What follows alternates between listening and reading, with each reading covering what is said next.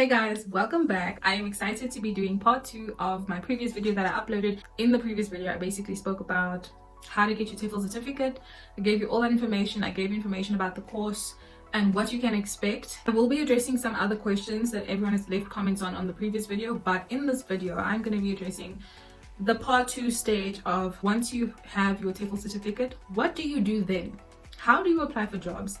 What is that process like? And of course, I will be explaining what I did and everything you guys need to know, because truth be told guys, if I'm honest, I'm literally in the same boat as you guys. I am a newbie in this teaching world, okay? So all these questions are very valid. The other thing I noticed was like, there's people on TikTok, there's people online, and they want you to sign up and do like guides and like pay for guides. Why can't you just give the information? Like just tell us what to do so that we know, you know what I mean? Okay, but this video is basically just going to cover all your questions. I have them written down because there were a few questions that I want to note and like answer in this video. Since my last video, I was basically in the process of looking for jobs, applying, and just, I guess, trying to find work. Like I said before, by profession, I'm not a teacher. I have a degree in film, and getting my TEFL was just a way of making an income. So with that being said, I was very lost. Like I didn't know where my next job or how to even get a job. All I can do really is tell you what I did, and hopefully you take some of that and you make it your own. I got my certificate with TEFL Universal, which I will link in the description box if you guys are still interested in that. This job hunt phase is a whole different ball game. Okay, I don't know how these people online on TikTok and wherever else, how they actually land these jobs, but I'm one person with a real experience that I'm giving you, and hopefully this helps. My preference right now is to teach online. I don't really have an interest in going overseas just yet because I want to build my experience with teaching and getting the hang of it before I just start applying to teach abroad. Prior to 2023, let's take it back to last year. Last year, I was frantically job hunting. And before even getting my TEFL, I was applying on websites to teach because people said you don't need a TEFL. Some people said you need a TEFL. Some people said you just need a degree, you don't need a TEFL. Some people said a lot of things, okay? So last year, I was frantically job hunting and I applied to like a whole list of places to teach online. I tried applying on italki was full. I applied on Cambly, Preply, Lingoda, Palfish, Native Camp. And with all of that, I never heard a response. To this day, I have not heard a response from these people, okay? I don't know if it's my qualifications. I don't know if it's my experience. I genuinely don't know. So I'm giving you like my honest feedback. I did not hear anything. 2022 went by. We are currently in the half of 2023. I have still not heard from these people. I then took matters into my own hands. I got my TEFL certificate. I saw a lot of people talk about Teacher Record and how you can get your certificate with them. I looked into that. Obviously it's free, but I almost want to say you get what you pay for, but you're not paying for anything. The whole system was just very confusing to me, and I just took the plunge and I signed up with TEFL Universal. They look legit. They are legit. And that's like where how I got my TEFL, right? When I finished, my process was I was back to square one, and you guys were already asking me, how do you apply for jobs? And I wish I could be like, babes, somebody tell me, please tell me how to apply for jobs, because I'm just as lost as you are, okay? So what I did was, my process of finding jobs is, number one, okay, I go on Google and I Google search English teaching jobs online. Whatever came up, I would apply for. If I heard a response, if I didn't hear a response, that was that. Another way that I would look for jobs is on LinkedIn. I do recommend LinkedIn because most of the time the jobs on LinkedIn are secure, legit type of jobs. It's not scams. I can't even put it into words, but I received so many rejection emails. And me being me, I just was wondering, is it because I don't have an education degree? Is it my experience level with regards to teaching? I just didn't know. I was like, is it my resume? I just don't know. Like I was really struggling and trying to figure it out as best as I can. By God's grace, I managed to find a platform called Education First, and I applied. I really wasn't expecting much with all the rejection that I was already getting, and also not hearing from anyone from like over a year. I just was like, I'm just gonna shoot my shot, see what happens, and take it from there. Little did I know that this would have been the best decision that I could have ever made. I immediately got a response. They sent me a test, so I had to do like a little assessment prior to even getting an interview. I passed that. I then got approved, and they wanted to set up a phase 1 interview, which was basically a tech check interview. They check if you have a laptop, headsets, the proper Wi-Fi. They test your connection. They check your laptop, your browser, that sort of thing, right?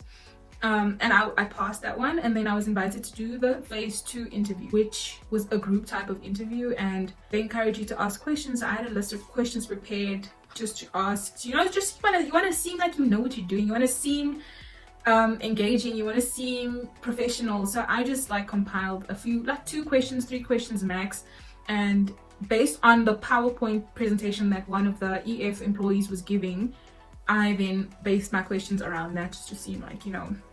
Long story short, that same day I got an offer letter, I signed the contract, and boom, I got a job. Now, I wish it was that easy. This company is a very amazing company. Like, so far I'm enjoying my process. The onboarding process takes 30 days, and this was the beginning of August. We are now beginning of September, so I had to do my training, which was a week long, and I just completed that. And based on that, I will get approved to teach. I have to note that with Education First, there are like quite a few steps and processes to take. It was the tech check interview, it was the group interview, it was the offer letter, I got the contract, I then was sent all the information with my training. So I'm a freelance teacher. Beautiful thing about this company is they have branches in different parts of the world. I have just joined the Johannesburg branch as a freelance teacher. So I'm not sure what the training would be like if I actually signed up to be a full-time teacher, but the training was quite extensive. It took a week long. After the training, you do another test, and based on those results, they will decide if you get approved to be a teacher or not. Like I said, I'm giving you guys the full scoop here because I was not prepared for this many steps. I didn't even know it was going to be this many steps, but there are this many steps. You just have to be patient and willing and trust the process. Okay, so that is what my process and my experience so far with EF. I am waiting my confirmation on whether I can get approved to teach. Fingers crossed, guys, because then I finally like have landed the job. You know what I mean? Exciting. Delving into the other platforms that I have applied for, the main thing that they ask you for is an introduction video. This video basically is about you telling them about yourself, where you're from, your experience with teaching, whether you have a TEFL certificate, and that sort of thing. Now, the introduction video can be two of the same, but also 2 different things. So it can be an introduction for the employers to see what your experience is and how much you know about teaching and who you are basically. Once you get the job, some platforms you need to have a video so that you can get students to book you, and then you get to teach them. And that video is basically you marketing yourself for the students on their teaching platform. I know italki does this, Cambly, Preply, all of them pretty much do this. EF, it's very different. They actually give you students. That's why this whole interview process is so like extensive, because they need to know you're serious at the end of the day. You know what I mean? To summarize, the interview process for ESL jobs online is your introduction video, sometimes a proficiency test, and most of the time it's your resume. So it's either 2 or 3 things that you need to do. With regards to teaching abroad, that is a whole different ball game that I have not yet explored. Someone asked me, actually, let me read this question. Do you need a bachelor's degree, or can you teach with just a TEFL? It really depends on the country and what their laws are and what the employers are looking for. Most of the time, you do need a bachelor's degree at least, and your TEFL to teach abroad in their country. It's really about their country and their laws. And then in some cases, you're lucky and you don't need a degree, you just need a TEFL. So it is all about research. It is about what you find, what you're looking for, and that sort of thing. For teaching kids, okay, it gets a little bit tricky. That's why I don't dabble with that just yet. I think you need a little bit more experience with kids. And to teach online for kids, in the interview process, I know that you have to do a demo lesson.